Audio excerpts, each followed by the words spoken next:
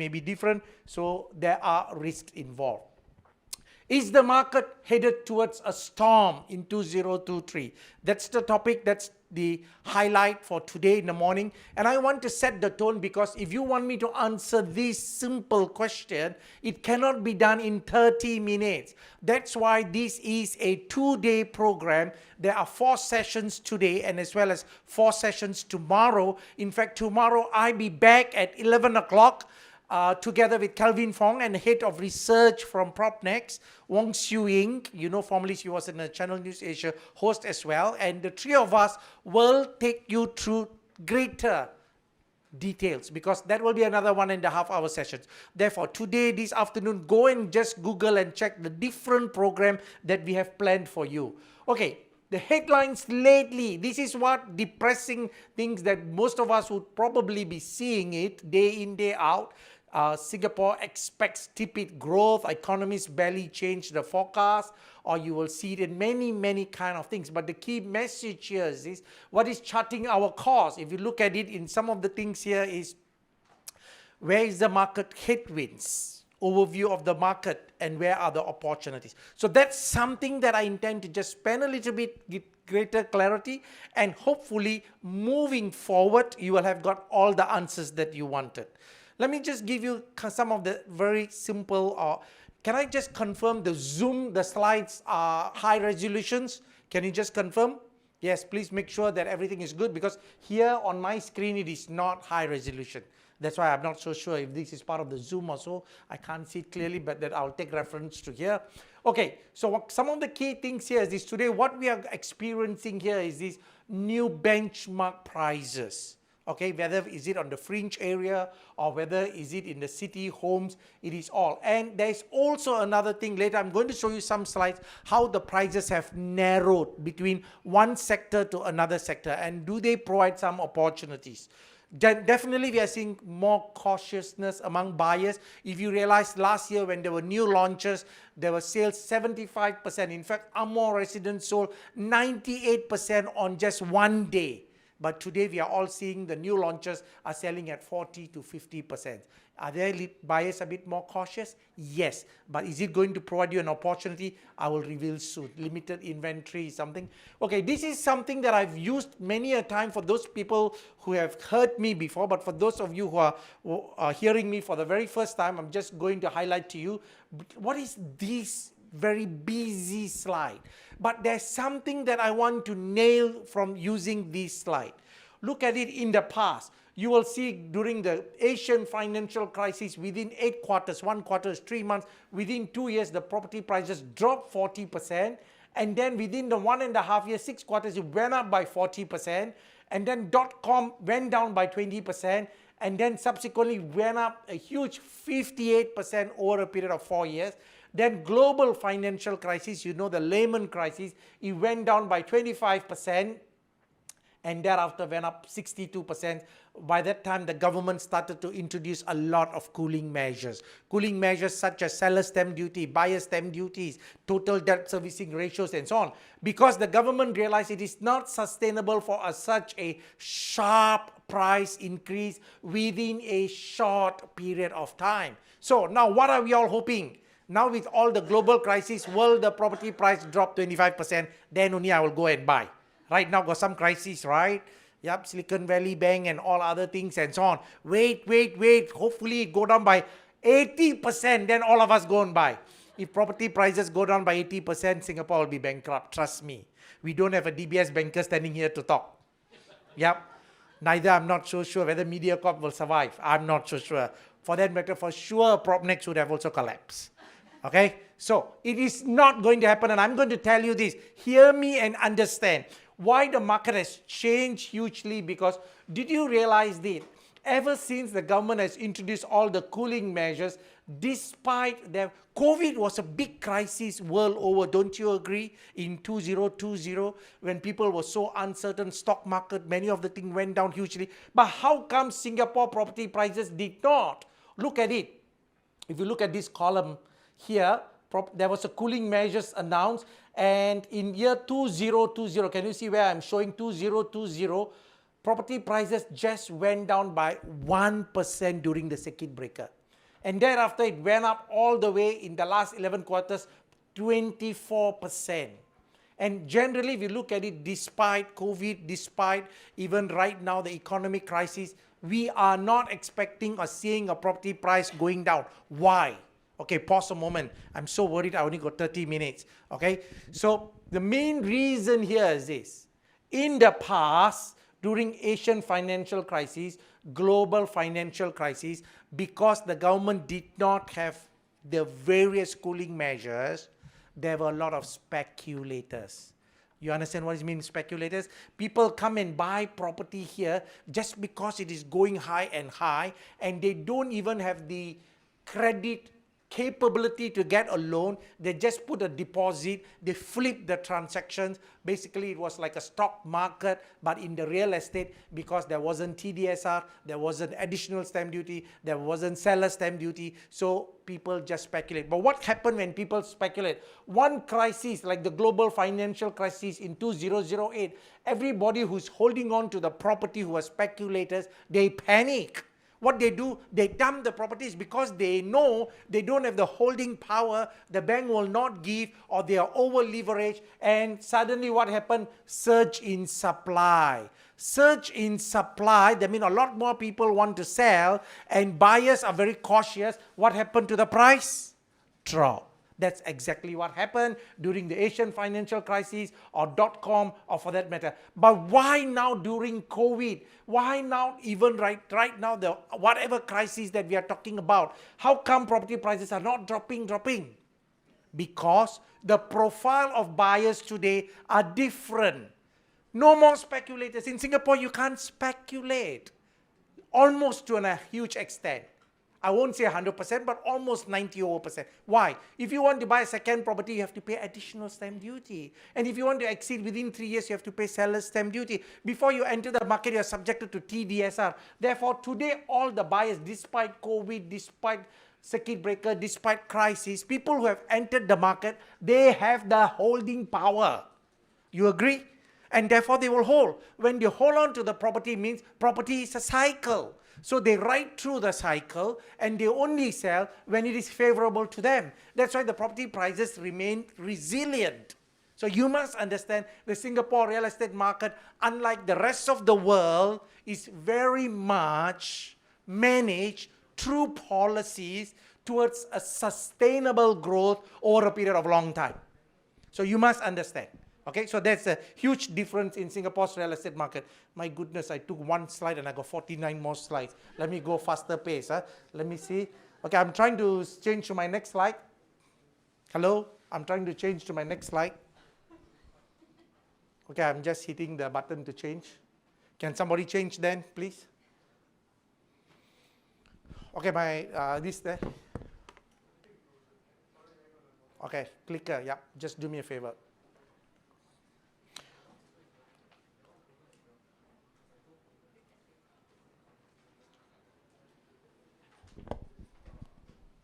Okay, I think the slides are frozen.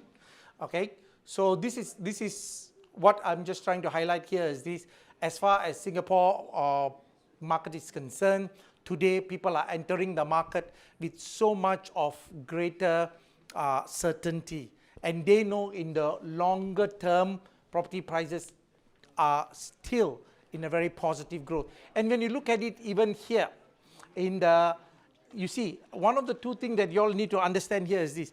There were two further cooling measures were introduced. One was in December 2021, and then the other one was September 2022. Both the cooling measures were actually aimed at taming the market because the government realized the property prices was going up a bit too fast at a pace, and that's why they decided to introduce further cooling measures and a calibration of the seller stamp duties and all other things. And with all those things put together, and yet what happened was the property prices still continue to go up. Okay, let me see. Okay, so just give me a moment, don't worry. For all the people in the Zoom, not to hugely worry about, I think, yes, it is working. Am I controlling? Yeah. Yes, good. Okay, I'm back in business. I'm back in business. But it has jumped so far away already. I think, let me go back, yes. You know why? It jumped is because I was just keep pressing while I'm talking. You know, I act cool by sweating a bit. I say, what the hell is happening? My goodness. Okay, so this was something that we talked about. Exactly, if you look at in terms of the private property prices, yep, it has gone up by 10.6% in year 2021 and 8.6% last year in 2022. So, in fact, when the government introduced some of the cooling measures, as I said, the government introduced in December 2021, immediately the next quarter you saw a slowdown. And then the market started to move up by 3.5% and 3.8%, and the government in September last year introduced another cooling measures. Again, it slowed down. So market is generally, I must say, do have a reaction, but it is only for a short period of time. Okay, one of the things that you will have to understand here is this. I've also put both the period.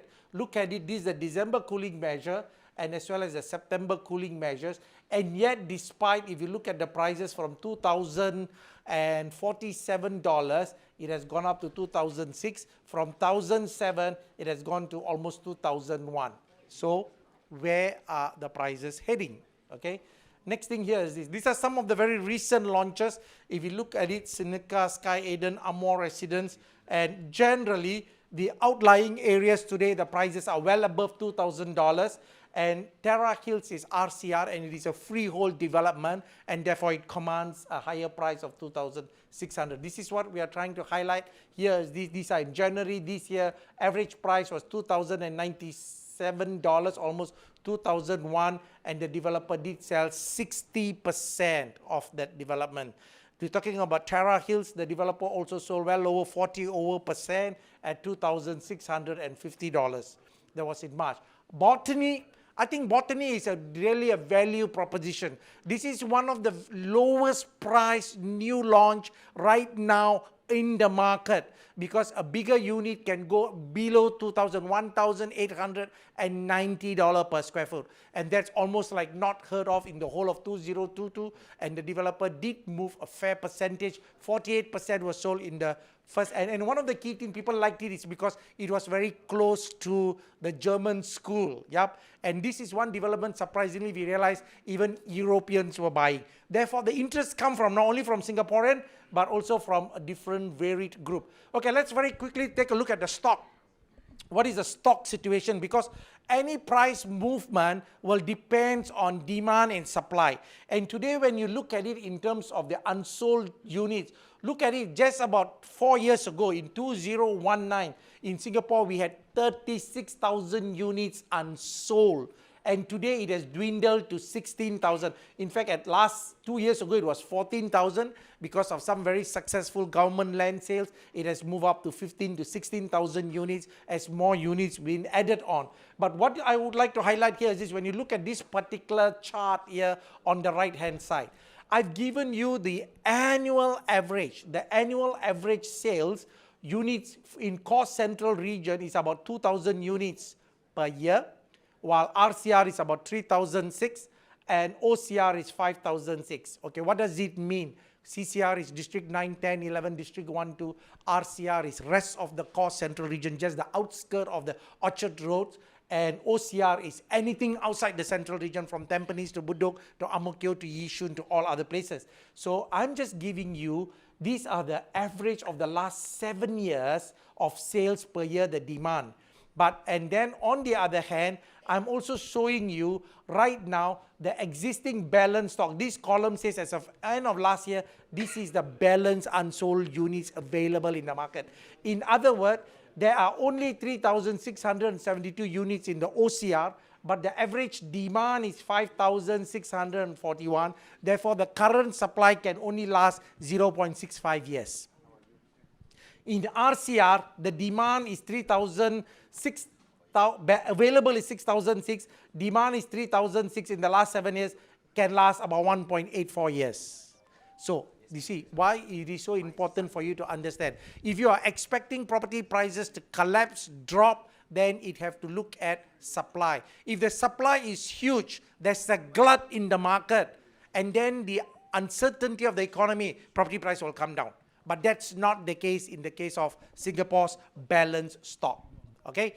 let's look at what are we expecting. Inflation, rising cost of goods, fixed land costs. Why property prices in Singapore are resilient? Because at the end of the day, the land costs are not cheap. And today, construction costs are not cheap either because of inflation. Look at it, some of these land bid prices, 10 developers bidded these two sites. And how much did they pay? $1,245 per square foot and this one was 1,000, and both these developments have not been launched. Okay, and they will be launched well above 2002 to 2003. Look at this at Jalan Tembusu. The land was bidded at $1,302, 8 bidders. Dunman was $1,350. And if you move further, Pine Grove was 1,318 and Bukit Timah Ling is 1,343.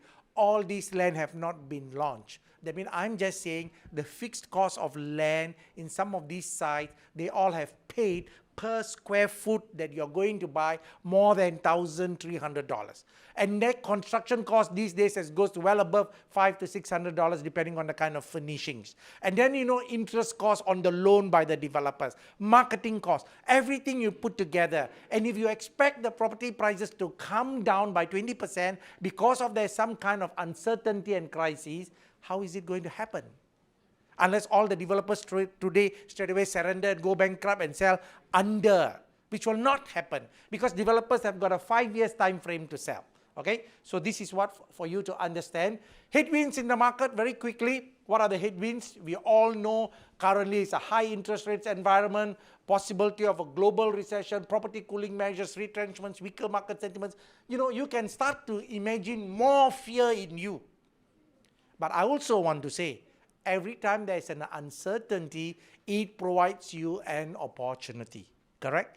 If the market is so good, everybody is so confident, why must the developer sell at a lower price? Let me tell you, when the market was so positive, and barely about 2-3 years ago, there was one launch that was done, and the developer increased price on the launch day in a one single day. Anybody can guess how many times the prices of the property change within 8 hours? Let's say the developer starts selling the price, the first few buyers come and buy at certain X per square foot.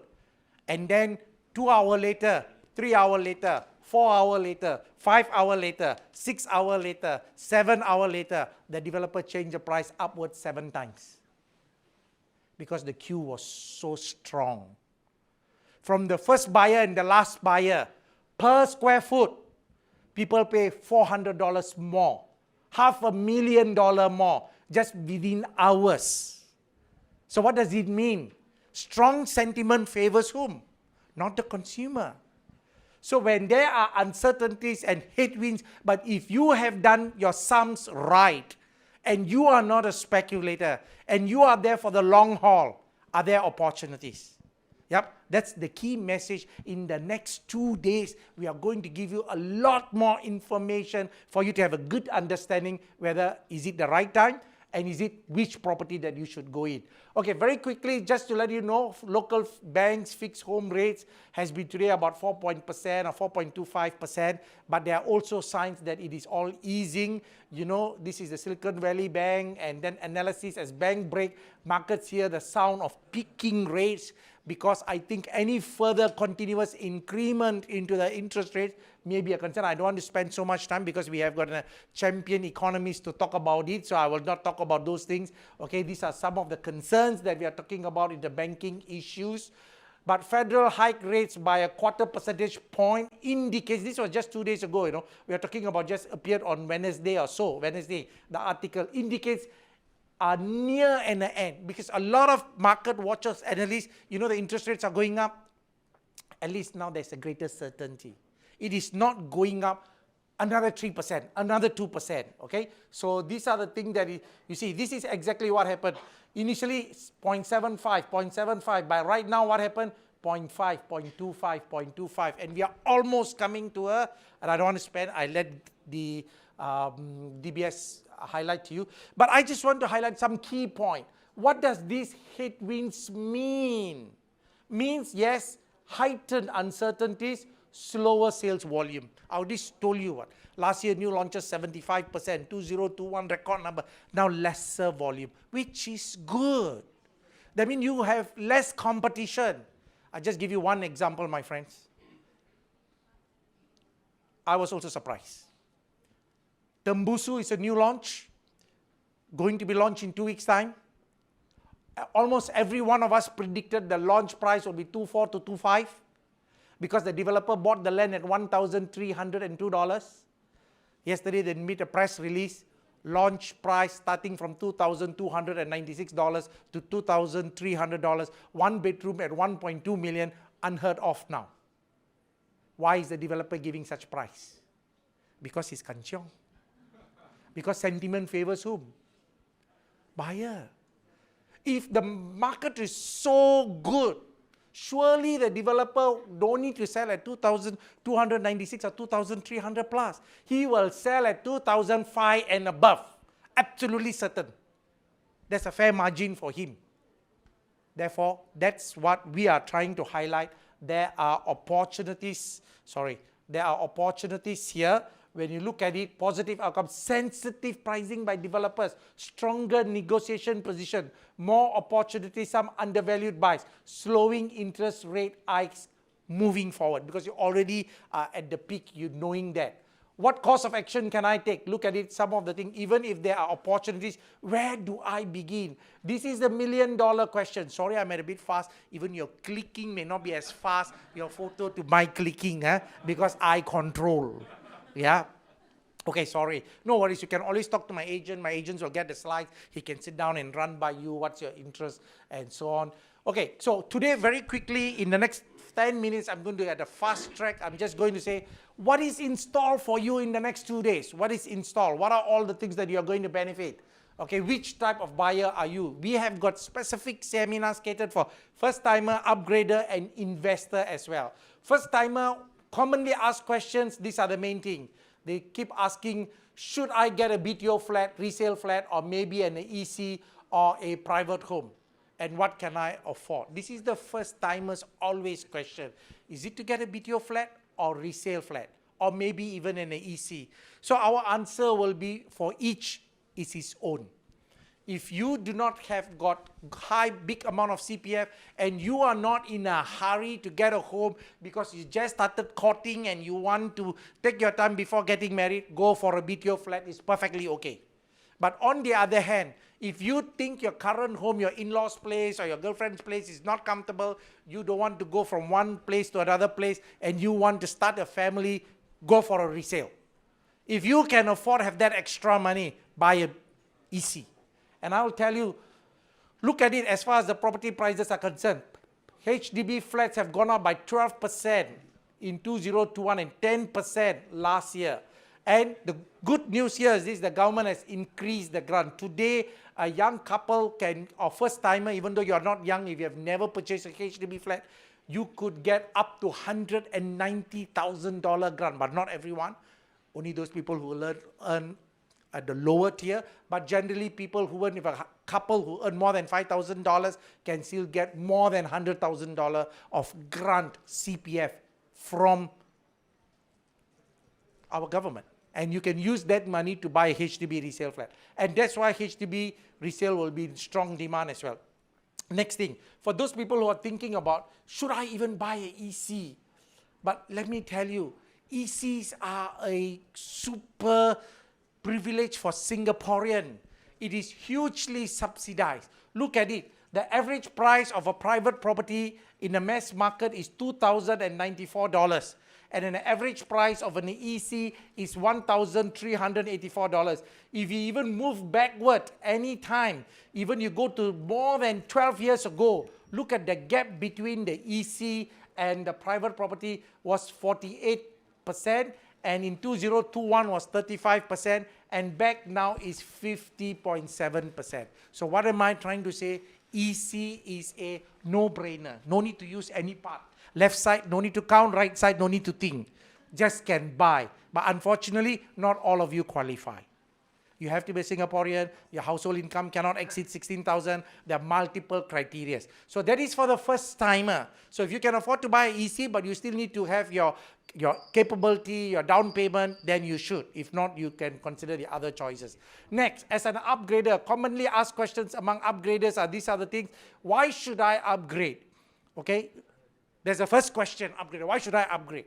Why not? I don't make any decision. That's the best, right? And should I buy a resale or new sale? These are the two major questions, and unfortunately, I cannot answer all these questions, and I'm going to really talk about these things next week. Next week, I'm going to appear 1 hour. They don't need to stress me. I take my time, tempo, and then you can love me as I talk, okay, and I give you more. Okay, but today I will just make it within a very short period just to let you know how much more things, why you should upgrade. One of the key things here is this. Why you should upgrade, let me answer you these questions. Hedge against inflation, building up capital, passive income, diversify your portfolio. Trust me, if you own a property that is $1 million and then you continue to stay and you retire in 10 years, 15 years, you're 1 million, maybe 1.2 million, that's it. But if you upgrade to a 1.5 or 2 million, another 20 years when you retire, it is going to be 2 or 2.5 million. Building capital, ma. So then you want to the right size when you're 60 years. Don't you have more money in hand? Are your options better? And I'm going to completely illustrate this, in fact, tomorrow morning and as well as next week together with Calvin, okay? But one of the key things, why you should upgrade, these are the main reasons.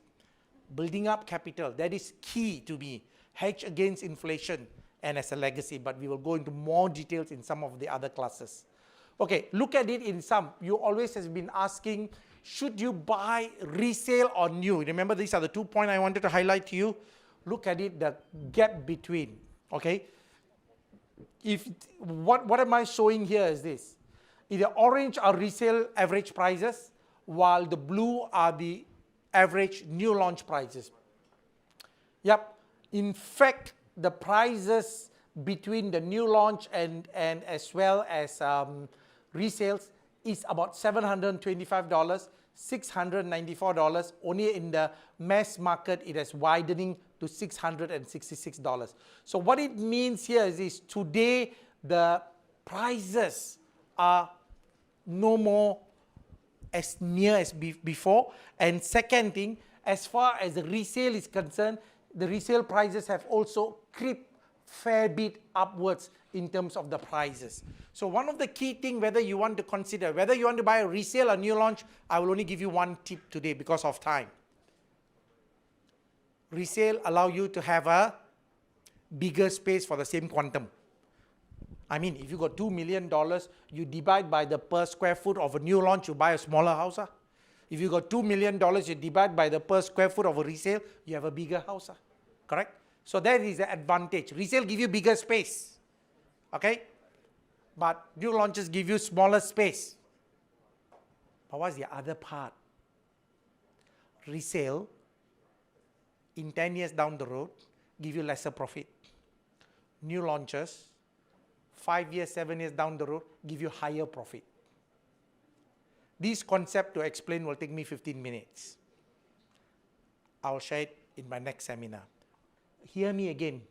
Why? In a very nutshell, if you're thinking that, hey, Ismail, you're doing a lot of disservice. I've been from morning waiting, woke up, want to hear you, you tell me, and you're not giving the answer. But put it this way, just give you in one-liner. Yep. Resale property, you bought it at 1.5 million. Someone bought it 15 years ago, 1 million. Correct? The guy who bought 1 million, happy to sell at 1.6 million 5 years down the road. You buy 1.5 million, you want to sell 2 million. But there are other people willing to sell 1.6. And the bank give the valuation 1.6. Even though you ask 2 million, nobody can match your price. New launch, people already buy at, everybody buy 2 million. Nobody want to sell lower. Everybody asks 2.5 million. Bank also can give 2.5 million. So, people want new, pay the money. Bank can support. You understand where you make more profit? You see, cannot understand? Hear me next time. Okay? So, but these are the things. Commonly asked questions among investors. Where can I buy into? Am I buying at the right entry price? Okay, look at it. Look at it, my friends. This one. Today, if you're an investor, time's up. She already said time's up. Okay, come. I just hang up. Come, take the mic. Take the mic. Come. Okay, can give me 5 minutes. Let me wrap it up. Wrap it up. Where are the places where investors you should consider? One of the key things I would say here is this: look at the gap between OCR, RCR, and CCR. It's so small. If I'm an investor, I will go straight away and buy Pullman residence. Where is it? Oh, Pullman residence. Freehold, concierge.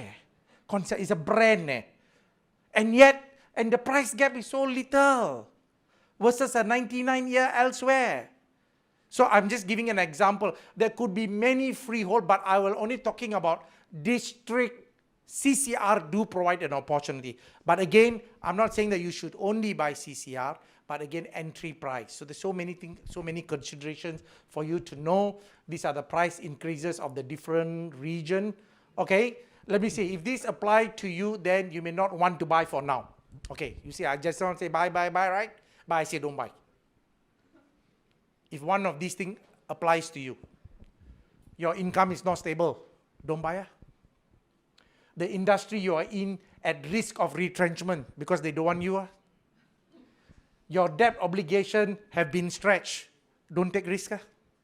Every day come for seminar, play Monopoly, win some prize that's real, have makan, hear us, we love you for supporting, making time, wait for the right time.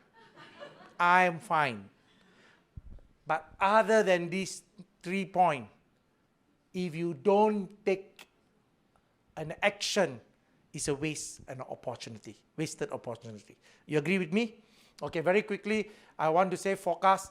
These are all the price points for the forecasts we are expecting for the various areas, CCR, RCR, OCR, but don't need to worry, my agents will explain to you. We are still expecting this year property prices will still go up. If you look at it, HDB prices are expected to go up 7 to 9%. Last year was 10%. Private property this year will still go up 5 to 6%. All set. Singapore property price will still go up because the land cost price up, everything is up, and therefore launch prices are new benchmark prices. These are the demands. Generally, still very healthy when I look at it. Public housing, new launch, and resale and new launch.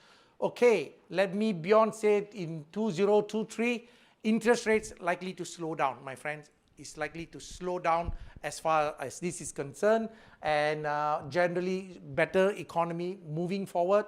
And you will have a... Okay, soon, I think before that, I'm just going to tell you one. I mean, I know, I want to catch the audience. Thank you for all the 500 of you. You see, do you really want to have a coffee with me? And then in a very calm manner, understand more. I give you 10 hours with me. Okay? So what am I going to do here is this. Hey, why is the slide gone? Yeah, the 10 hours with me here is more than 10 hours. Trust me. This is the really, truly a very powerful seminar, 2 days, happening on 29th and 30th. And I just want every one of you, even in the Zoom, to understand this better. You can have the QR code. The QR code is there. Please scan the QR code, even though you are not interested. QR code for you to, let me just briefly tell you what will happen in the 2 days. Okay, people pay $8,000 for this, $8,000. And they all claim to be gurus talking. We are not gurus. We are just talking from the heart, from experience. Okay? Calvin Fong and myself, Yong Hock and Eddie Lim, we will be sharing on 2 days on 28th and 29th. First-timer property, HDB owner, upgraders, business owners soon. And you will have hands-on experience. Your book that we give it to you, physical copy book. Eddie, still physical copy, yeah? Still, it cost me $50. The book itself, few hundred pages. No, therefore you don't need to snap here, snap there, snap here. And then you have to do home, as we talk, ask you to do. Because talk is easy, but when you start thinking, you find stress. Okay, we will make you do that for 2 days. And in fact, you even qualify for NTUC UTAP fund 50% because few $1,000s, right? So you will qualify. Okay. And this is what last time we had it for 800 people. Can you imagine? And it was full house, my friend. So much so that we have to do another one immediately the following month. MBS 700, all our consumers, full house. Okay? And these are all the people who have said whatever it is. And you know what is the very best part? For 2 days, $97. Even my coffee and my notes cannot cover. Every person who come, the company subsidized $250. Trust me, it costs us $300 for every student who comes. Because it is at Suntec or MBS with coffee and with the notes for 2 solid days. What's our objective? Empower you so that you make the right decision and walk the journey together with us. And we already have 650 people registered. I only have 150 more. Maximum capacity is only 800. Okay, so with that, I'm done before they get me out of it. It is all my pleasure to hand it over to Daniel to introduce our really learned person to give us deeper insights to the market. Thank you so much. Mr. Ismail.